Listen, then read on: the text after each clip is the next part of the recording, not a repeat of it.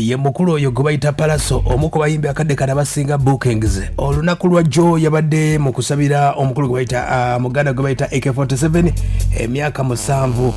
Awo no akawungezi ne bagenda okupremieringa video oba ey'oluyimba lwe bayita byebyo oluyimba olwakoleddwa omwalamuzi bayita Skuplama ne mwalamuzi Pallaso yennyini, era nga video mwabaddemu Chameleon yabaddemu, Wizo ne Pallaso bonna babaddemu mu video eyo.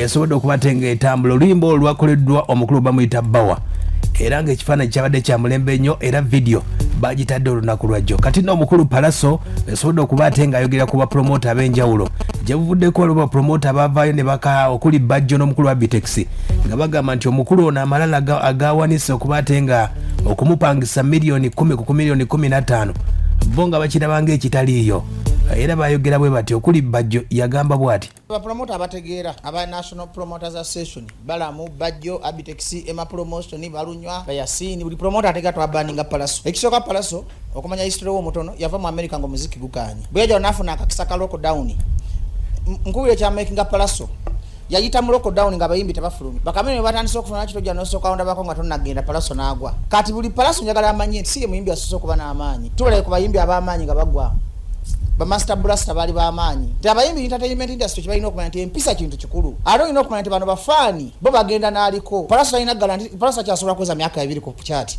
negamule myo kubira akole sente nga ba David Lutalo ali malala okubira Pallaso simuna gampa miliyoni 10 yasolozesa sola ye Pallaso asoloko wa miliyoni 10 nga yetegeka festival jagenda okola bafuna nga abantu omutwalo gumungenda kuwanga nkangende Juba ye Abitex yo Bajjo ne Abitex yavaayo nga awanda muliro nga gamba omukulu aseera nnyo ate nga bo sente zaabwe ntonotono. Naye abo abayimbi abakwata show 8 nojja noyimba ennyimba noziyimba ku bitundu bodduka noyimba ennyimba ku bitundu nodduka bagenda kulaba amaanyi gafe nga bapromota. Nze Pallaso simwetaaga nnyo kiri awo wadde w'amaanyi nere kyamunnemesa kuseera kwe n'okwepanka n'amalala ga management ye. Fe abayimbi ab'amaanyi tuzze ne tubalaba ne bajja ne bagenda n'abakoze amalala nga Pallaso gatandise okutuuka abantu n'atayimba alina otakola kwekyo n'akola ekintu eky'obujozi mbombeetondera oyera ekibuga bagaga ekibuga Masaka kyali kikyafu nyumba gy'okyera n'omaliriza nga okoze ensobi ate ensobi n'oyagala ogikoleremu amalala g'okweraga mbu weetono okwetonda situganye kwabwe. Ye Abitex abo be baavaayo ne bagamba omukulu Pallaso akendeeze. Kati omukulu Pallaso naye ategeezezza gwoba oli promota nga teweesobola ku ssente z'ayina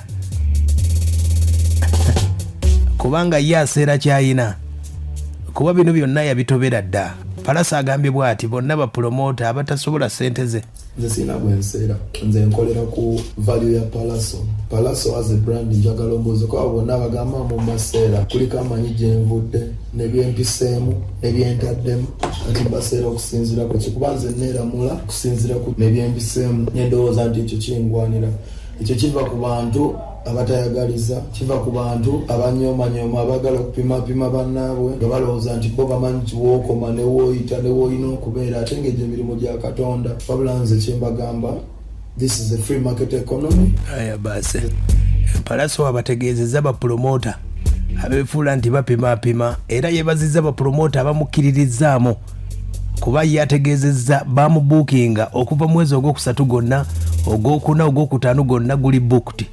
Ne yeebuuza kati bapromota Abitex ne Bajjo be boogera yeebazizza bapromota abategeera Pallaso baabano. Era bapromota bonna mbebaza abakoze nange promotions Nobat Entertainment Jobs Link bonna mbebaza Masiko Entertainment mwebale butanswaza mwebale butaswaza gwanga lino mwebale butaswaza industry ya byakuyimba ne mu booking abayimbi ku beeyi yaabwe. Era eno free market economy oli bw'abagamba nti ayagala gundi amutwala amulamuze amutwale omumpi waakoma waakwata. Bajjo bamutegeezezza omumpi waakoma waakwata abeebazizza abasobodde okuba ate nga muwadde ssente.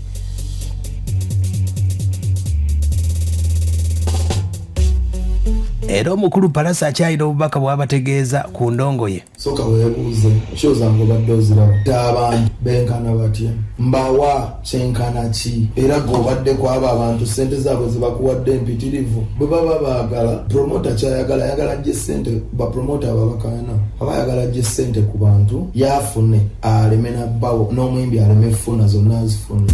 Owulidde bw'abategeezezza agambye nti tuwa agiyina ennaku 9 zonna bazibuukinga. Kati abagamba nti aseera bo bakikola batya abalala. Ndi muyimbi muto w'amaanyi nina myaka gyegyo gy'okunoonya ssente gy'ekivubuka.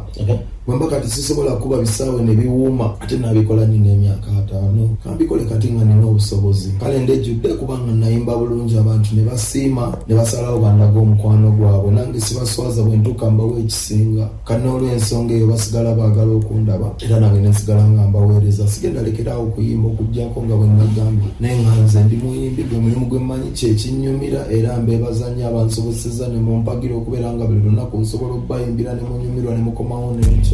Aya baze. Omukulu Bajjo yagamba bwati ku mukulu ono bw'anaaba alemezaayo okuwanika ssente.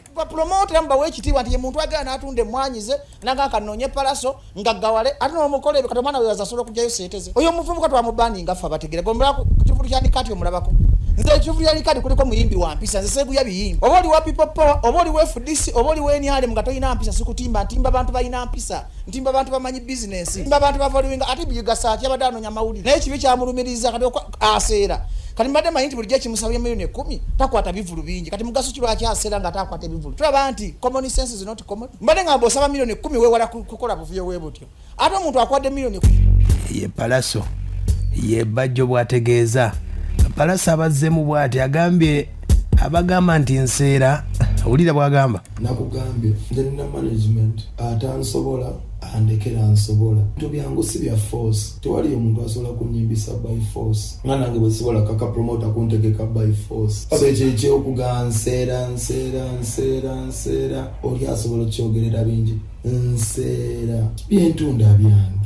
Let's work together. Ate ngwe mba nseera nga ndi ku stage ba promoter bambookinga abalala bonna era tukola ssente teri gwe naasaze gwawulidde avayo n'agamba nategeka Pallaso n'ansala amagezi gembaawo agaagana gwe bwolabanga ssente zenkusaba tezingwanira ndeka oninde nyongeremu amaanyi paka loonaalaba ndi kati zimugwanira olyoka ozimbe. Ayaya Abitex yagamba agera kuteekako ekiwandiiko. Ebibweziza bafana yakikolako n'ayiwa shonga 3 muneefiramu n'omuntu naye aliwa yayiga empisa kati ali ku level sinze Katonda naye beera ne discipline ebyo ebintu bye byekijega byokola n'okola konsati nga tosobola kutuuka mu budde bwokwata zaaki kyenkugamba abantu b'e Masaka by ssaawa 7-8 maximum abantu ayinza okugamba Abitex yetakolanga konsobe. Omukulu Pallaso ategeeza nti alina konsati ya nnaku 2 egera kubira mu mwezi ogw'omusanvu era ategeezeza kino okukikola ayagala kulaga nti amaanyi agayina ne mu Uganda abayimbi talent tugina. Agambye ennaku 2 konsati ye. Nze njagala kukola bye batakolangako njagala kulaga abantu n'ensi ezirinaanye wano nti Uganda is a powerful music nation. Teri omulundi gumu mu Africa emabega kuleka abakongo nga waliyo omuntu ng'asinga Uganda amaanyi mu music. Buli lwe tuleka ebintu bino ne bigenda maaso abantu bagenda tujoga ensi tekulaakulanira munda mukayo enkulaakulanira munda neekola ki ensaasaana. Ate ensigo eba ekulaakulana tekulaakulana bizimbe byokka ekulaakulana n'abantu birowoozo by'abantu nti omuyimbi we Kenya bw'abanga tasinga we Uganda kitegeeza Uganda mu nkulaakulana musical eri ahead of. Omuwulidde agenda kubeera ku lugogo agambye aba Nigeria bajja ne bajjuza ekisaawe Pallaso yaani atasobola kijjuza. Nze tunulira venue yaffe kumpi esinga mu Uganda ne kati bano abaana abato ab'e Nigeria bano baani batandise okujja bagijooga bagikuba kati tulina okuteekawo some type of competition kwaffe tetuyimba Nigeria naffe ne tubeera nga wano omuntu tasobola kusobolerawo to spreading ampola industry yaffe bwe baana atusobolera ewaka ne mu kibira kankikuweeremu example bweti olaba ejjiri enkoko ye Pallaso oyo era ategeeza waliwo tuni ejja anytime mugenda giwulira Pallaso Chameleon Wizo egenda kuba etya. Kiki kye nagambye nti bw'onodda ku bintu bya bamayanja bijja kwogeza obwamu olwala omutwe gwabwerere bamayanja twagala music okuyimba nga teri atusasula kutandika tusobola lekeraawo olw'okuba tusasudde tulekeraawo. We really love this music. We would really love to see eggwanga lyaffe nga tulisitula musically to levels abantu gye batasobola di challengingirako and that's what we're here to defend. Music waffe tumukwasa abantu bangi ng'emumanyi abantu bangi bayimbi babaagala naye nobody I don't think has ever delivered like Mayanja's. in Ugandan music history. So ate twazudde nti unity is power. So tugenda kukola ebintu bingi nnyo nga bamayanja kubanga era gentuwuliriza abantu ne bagamba bamayanja muyimba bulungi mwenna naye nkolagana yamwe yeyongeremu mukolere wamu ki let's see more. So abantu batwandiza oluyimba luno emyaka kati ndoozanga yembeera bwetambudde nga balokyenga oluyimba lwabadde bwe ruti.